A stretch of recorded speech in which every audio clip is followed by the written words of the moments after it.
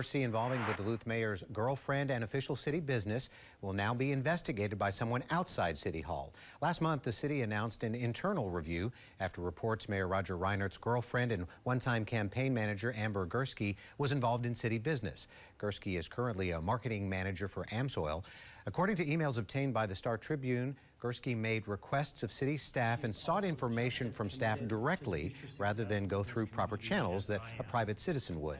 Reinert has since addressed the controversy, saying he would never intentionally or ask anyone else to do anything that negatively impacts the city.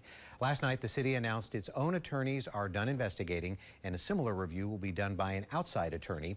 Reinert said he welcomes the reviews as a form of transparency. Opposition